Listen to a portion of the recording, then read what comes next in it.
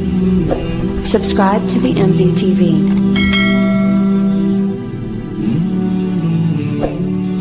بعض کسانو ته دا مسله ده چې هغوی ته په خوب کې احتلام کېږي.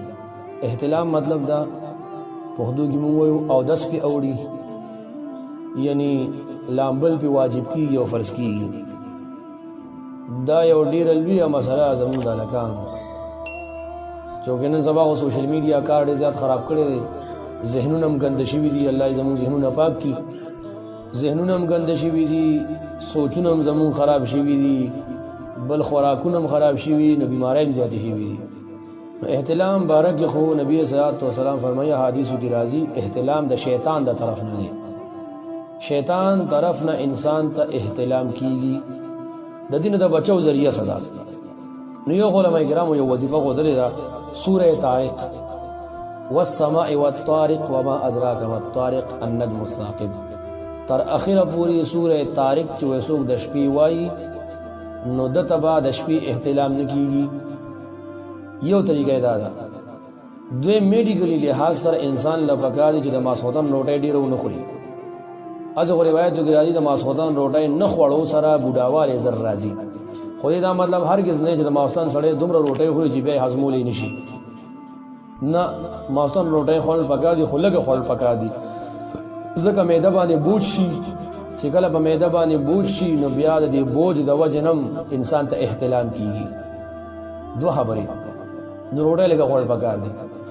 درېیمه خبر دا چې سوچ صحیح کول پکار دي. انسان سوچ چې کله خراب شي، په کوم سوچ کې دی اوده شي، دغه سوچ د په خوب کې راځي.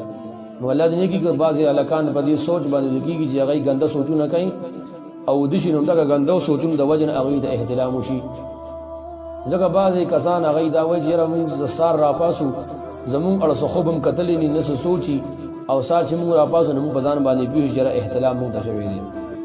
نو بعضې وخت انسان په کپړو باندې یا بدن باندې ګندګي صحیح کړي او خوب یې نه کتلی، او بعضې وخت انسان په خپلو کپړو باندې په بدن باندې ګندګي صحیح نه کړي او خوب یې کتلی وي. نو دې شرط کې څه حیثیت دی؟ نو علما لیکي که خوب دې صحیح کو او که دې صحیح نه کو، اعتبار خوب ته نه دی، اعتبار ګندګۍ ته دی. تا په خپلو کپړو باندې وکتو یا په بدن باندې چې ګندګي پې پرته ده، نو که تا خوب کتلی دی او که دې نه دی کتلی، ته به اوس غسل کې لامبې به. خو که چېرته ته سار راپاسې دي په کپړو په وجود دي ګندګي نه وه، نو که تا خوب کتلی وي په تا باندې غسل نشته، ځکه ته پاک ساکي.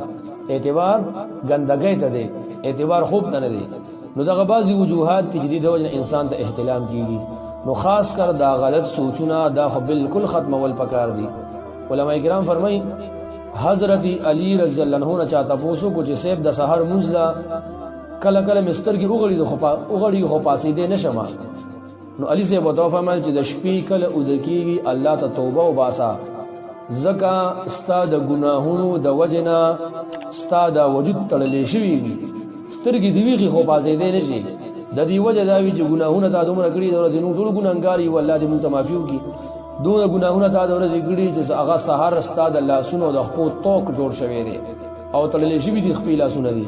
نو د شپې توبه وباسه، اوده کېږه، څه پته لګي انسان وفات شي، مرګ خو څه پته نه لګي. که ژوندی هم پاتې شي نو سبا به دې مونځ ښه چست او چوبند راپاسي. او یو بل حدیث مبارک کې راځي چې شیطان د انسان د سټ نه یو درې غوټې ورکړي وي. دغه درې غوټې ورکړي وي چې کله سړی د الله ذکر وکړي راپاسي، دا یو غوټه کولو شي، چې اودس چې اندام وکړي بله غوټه کولو شي، چې مونځو کې درېیمه غوټه کولو شي. نو دا سړی چې کوم دی سبا چست او چوبند خشته راپاسېږي، مونځو کې خوشحاله ورځې وي. او کم کس چې حدیث مبارک دی دا، او کم کس چې مونځ له راپا نسي اودي نو شیطان خو هسې غوټې ورکړي دي، او شیطان دې غوټو سره یو سندره هم وایي، علیک لیل طویل فرقد، الکله ډېره شپه تا ته پاڅېده اوده شه. دا د شیطان سندره ده.